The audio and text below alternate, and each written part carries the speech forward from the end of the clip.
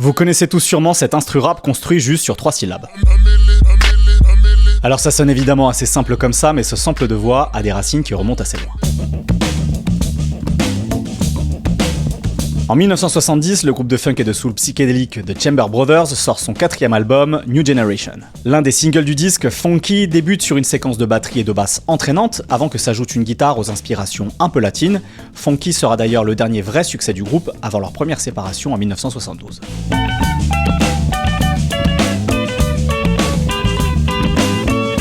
En 1989, pour son premier album People's Instinctive Travels and a Path of Rhythm, le groupe new-yorkais A Tribe Called Quest sort en premier single I Left My Wallet in El Segundo, récit d'un road trip absurde pendant lequel le rappeur Q-Tip perd son portefeuille à El Segundo, en Californie. Pour ce morceau, les membres de Tribe mettent en boucle le début du funky des Chamber Brothers, sans doute pour évoquer musicalement le décor californien de leur histoire.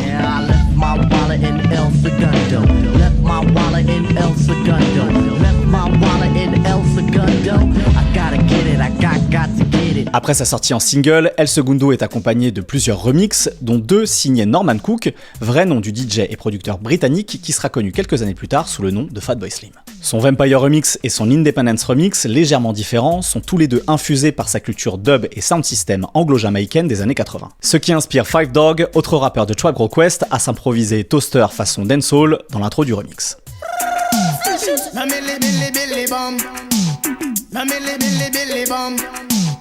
En 2007, Bangladesh, producteur d'Atlanta d'abord connu sous le nom de Sean Dre et ses productions pour Ludacris, tombe sur le remix d'El Segundo par Norman Cook. Il sample les 3 premiers temps de la voix de Five Dog, les ralentit et les pose sur un beat squelettique aux basses assourdissantes. D'abord proposé à la chanteuse R&B Chanel, signée sur le label Young Money de Lil Wayne, c'est finalement entre les mains du rappeur de la Nouvelle-Orléans que tombe cette prod. Et avec des intonations dancehall, lui aussi, Wayne s'amuse avec la voix de Five Dog dans un long couplet sans refrain où il décline des jeux de mots sur les millions. Après plusieurs versions leakées sur internet, Emily devient le 2e single de The Carter 3, une vision prophétique, l'album s'écoule à 1 million d'exemplaires dès sa semaine de sortie en juin 2008.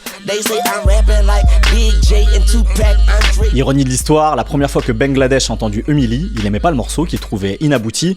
Depuis, il a changé d'avis. Et vous, est-ce que vous avez en tête un autre échantillon vocal surprenant ou un peu bizarre samplé sur un autre morceau ?